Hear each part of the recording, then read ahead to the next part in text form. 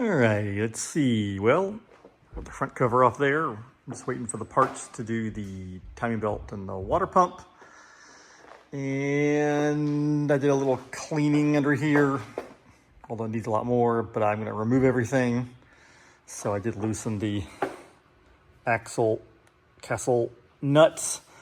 And then we're gonna take everything off here because we're gonna remove the struts and replace those.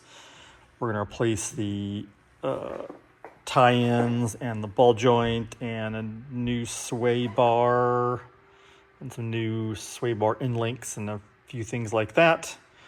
I'm actually going to put on the STI front control arms too, which are aluminum ones instead of these steel ones. Also, I'll remove this lower square frame piece. This car has the little white line caster kit that tilts this whole frame member back a little bit to give you a little more caster. That was kind of a common mod back in the day. So yeah, so we're getting closer, a little more cleanup to do, and we'll try to get all these suspension parts off. And then it's the magic of getting the wheel bearings out of this housing, which I'll have to press out. But we'll get started on that soon. So I've been working on just cleaning up things a little bit here on the front end. Obviously, we're going to remove the hub here in a bit. But one thing I did notice, I've been just removing some dirt. There's a lot of dirt and debris that gets stuck here. There's a plastic little shield that goes along here. And so I took that off and tried to clean out all of the gunk. But one thing I noticed is this area here, and I'll show you on the other side, is that it accumulates a lot of dirt. That's, probably an inch or two worth of dirt kind of packed in there.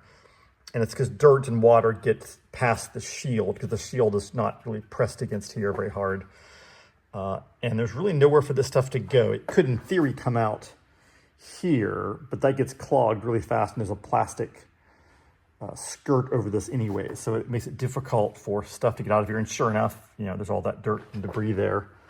On this side, I cleaned that area out. As you can see, it's quite a bit cleaner now.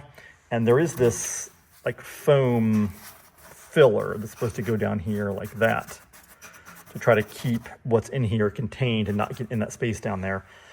But still, debris will get into here and has nowhere to go. So I think I'm going to drill a hole right about here and make sure that's a little bit convex from the bottom so that it drains out a little bit to make it easier for water and debris that get into there to eventually get out. Because you either want to seal it off completely, which you can't really do, or make easy paths for water to escape, because you'll always get water in things and you don't want it to sit in here and slowly corrode away the metal. That's a bad thing. So we're gonna do a little more cleaning here and make sure there's no spots that are exposed. I may do a little bit of a coating on some spots that have rubbed so that it won't rust, because this car has very little rust on it.